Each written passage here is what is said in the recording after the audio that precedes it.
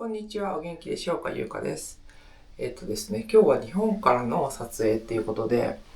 ちょっとね、思考を変えてやってみようかなと思ってます。っていうのはさ、結構動画って、インターネットを使うじゃない。だけど、インターネットがないっていうか、もちろんちょっとあるんだけど、あんまりいっぱいの量を買ってないっていうか、買ったつもりだけど、そんなにはたくさん使えないじゃない。だからちょっと撮影方法を変えて、アップロードとかをスムーズにできるような形で撮影したいなと思っております。でね、こういう形もいいのかな、どうでしょうか。ちょっと皆さんぜひ感想を聞かせていただきたいんですけれども、ですね、今回は5月31日の、伊手座ですね。伊手座満月についてお話ししていこうと思うんですけど、今回そのタイトルで恐れについて話そうってすごく思ったんだけど、それはなんでかっていうと、伊手座が今回1ハウスか。1ハウスでの満月なんですよね。で、対応するのが双子座で7ハウスの太陽っていうことなんだけど、これが何を意味してるのかっていうと、伊手座ってさ、すごく自分っていうすごく自由な星座なんですよね。すごく自由で、火の星座で、自分らしく動けるような、ある意味、しがらみとか気にせずに、海外とかも、伊手座に関係してるし、そういう星座さんなわけですよね。そして1ハウスっていうのも個性っていう自分の個人っていうような場所なんだけど、対応する双子座っていうのは対人っていう場所なのね。で、結局さ、今までもずっと話してたけど、その自分の才能を出していかなくちゃいけない時期ですよっていうのはもう変わりがないことだと思うんだけど、ただやっぱり私たちっていうのは自分の才能とか自分自身を出すときにすごくどうしても恐れがあると思うんですよ。ですごい恐れがあると思ってて、で、それはなんでかっていうと、私たちが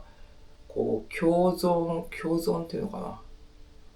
生命体としてさ、みんなで一緒に生きてたから、そこから外れるっていうことっていうのって、すごく怖いことだと思うね。あの自分一人で自由になったら、その共存してるわけじゃない。私たちが一緒に生きてるわけだから、そこで自分が思うことっていうのをやってしまったら、やっぱり仲間外れになって、生きていけないかもしれないっていう、生命体としてのもう恐怖が私たちには基本的にはあると思うんですよ。だから、私がやりたいことをやっちゃったら、人からどう見られるのかとか、あとその人たちから自分は外されないのかとか、すごくそういう怖さっていうのはどうしても持ってるかなっていうふうに、まずは思うんですね。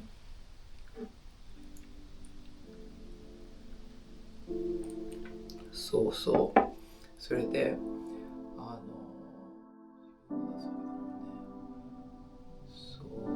それでさ、その自分を出した時に、あの、さ、もしも、例えば自分は会社員ですとか、なんか本質的なものじゃないもので自分が嫌われたんだったら、なんかそこまで落ち込まないじゃない。なんか、なんて言うんだろうな。ある意味の仮面の自分で、例えば会社員とかやってて、で、それがクビになったとしても、自分の本質からすごくそれを出していたものじゃなかったとしたらね、例えば派遣社員とか、会社員の方だったとしても、それを切られるっていうのはすごいショックだし、否定されるっていうのはショックだけど、自分の本質から投げたものじゃないから、あんまりショックじゃないじゃないですか。だから人間って自分の本質を出していくのってすっごい怖いことだし、そこで人に嫌われるかもしれないって思うことって、なんか自分の本質を出してもし嫌われちゃったとしたら、要はなんか自分の自己存在を否定されてるってことじゃないですか。だから、その自分の本質を出すって、本当に怖いこことなんですよね。だからそれの恐れとやっぱりどう向き合っていくのかっていうのが、まずはすごく大事なことになるかなって思うんですね。で、私もこう自分自身の本質的に自分の好きなことしか基本的にはやってない生活をしてるんですけど、でもやっぱり人から拒絶されたりとか、理解されないっていう経験はすごくしてきたし、でやっぱり初期の段階の頃っていうのはそれですごく傷ついたりだとか、そういうこともやっぱりしてきたんですよね。だけど結局この自分の本質に戻るっていうことしかないなと思って、今までもずっとやってきたわけなんですね。で今までこの人からどう思われるんだろうとか、会社、人間関係、友達、あとご両親、村とか町とか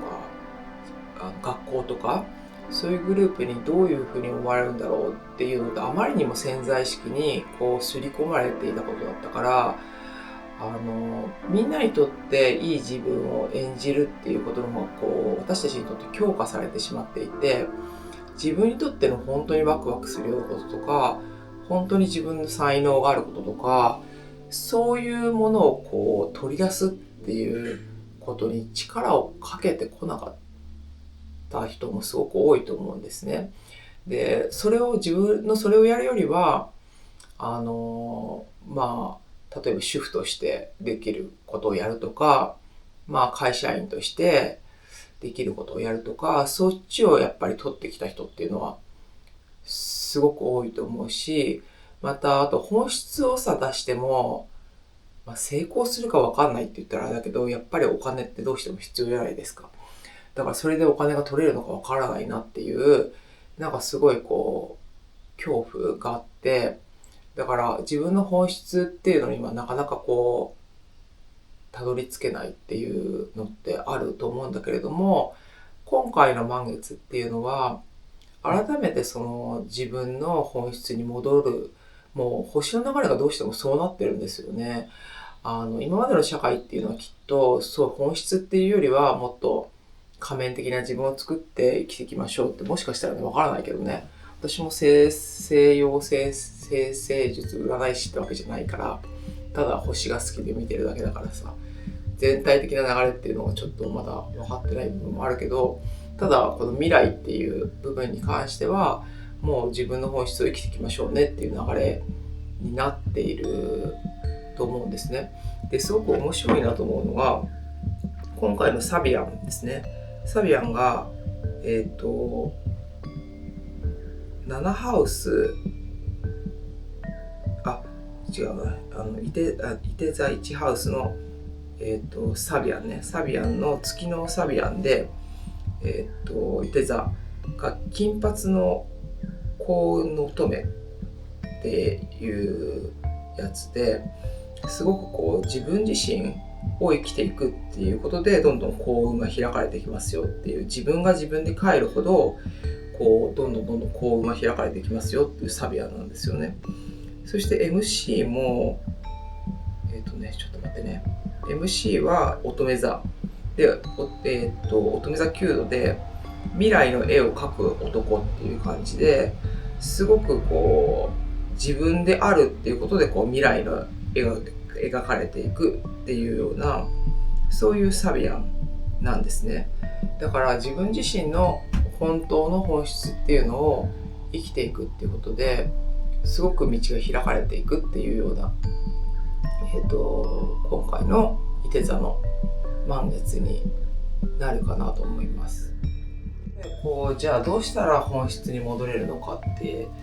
いう話なんだけど、よくそれは言うけどさ、ワクワクすること。でもさ、ワク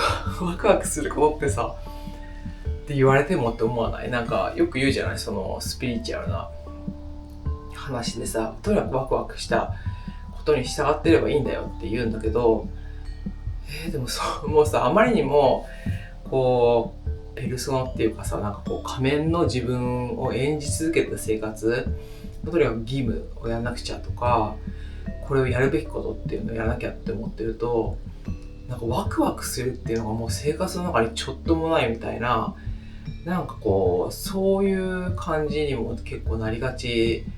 かなって思うんですよ。まあ本当にね、楽しいことをさ、貪欲にねやられてる方はワクワクすると思うんだけど、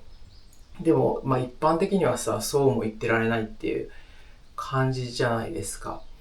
だけどその何に対してワクワクってするかなっていうのを、なんか心の奥の方で探していくっていうか、例えばまあ旅行なのかとか、なんだろう、なんかこう服を買うということなのかとか、ちっちゃいことでもいいと思うんだけど、何かこうワクワクっとするようなことをこう探していくっていうことをまずはやらなくちゃいけないっていうことと、あと私そのサウンドヒーリングってちょっとシャーマニックタイプのサウンドヒーリング、シャーマニックドラムを叩いたりとかして、あと踊りを踊ったりするんだけど、まあヒーラーっていう顔と、まあそういうこうドラムを叩いたりする私っていうのがいて、で特にそのドラムを叩いたりする私っていうのは本当に社会には受け入れられないって正直思ってきたんですよ。もう難しいっていうこと、要はさ、そんなの誰も求めてないって言ったらあれだけど、まあ理解できないんじゃないって思ってたわけで、だけど自分の中ではすごいワクワクっていうか、もうすっごく好きだったんですよね。そのドラムを叩いたりとか、あとまあ声を出したり、踊りを踊ったりとかがとっても好きで、でもそんなさ、まあ今いる例えば J-POP とかそういう踊りではなくて、自分の内から出てくるような踊りなんだけれども、でそういうのってさ、本当に自分の本質的なことからやってることで、とっても私はワクワクしてたんだけど、でもじゃあそれが誰が分かってくれるのかっていうのはもう全然分からないような状況でやってたわけね。だけどでもワクワクしてるからやってるっていうので、もう今これをやり始めて20年、2007年から始まったんですね。だから今2026年じゃない。だから19年ぐらい経ってるのか。で、19年ぐらい経って、ようやくこう形を見せ始めてきたっていう。まあもちろんちょっと前からもやってたけど、まあだんだんこう形を持ち始めてきたっていうもので、だから私が何が言いたいかっていうのと、そのワクワクっていうものは、もういつ形を取るかわからないけれども、とにかくそれをこう継続していくこととか、誰がそれを好きって言ってくれるかわからないけれども、それをやっていくっていうことがすごく大事かなって思います。ね、ちょっと私の話が参考になるかどうかわからないけれども、本当に自分の中の本質、ちょっとでもいいからね、従ってやっていただけたらいいかなと思います。あとですね、今話したこのサウンドヒーリングっていうのが、6月21日に高尾で、お友達とか、サウンドヒーリングをやられてる皆さんとか、ダンサーの皆さんとか、絵を描く、青山京子さんとかと、一緒にメディテーションライブを行う予定でいますので、そちらは概要欄に貼っておきますので、ぜひご参加いただけたらと思います。で、こういうことがその自分の魂っていうのかな、本質とつながって表現することなんだっていうのをきっと何か感じてもらえるんじゃないかなと思えるような、そういうイベントになるんじゃないかなと思っております。では、ありがとうございました。ゆうかでした。次回をお楽しみに。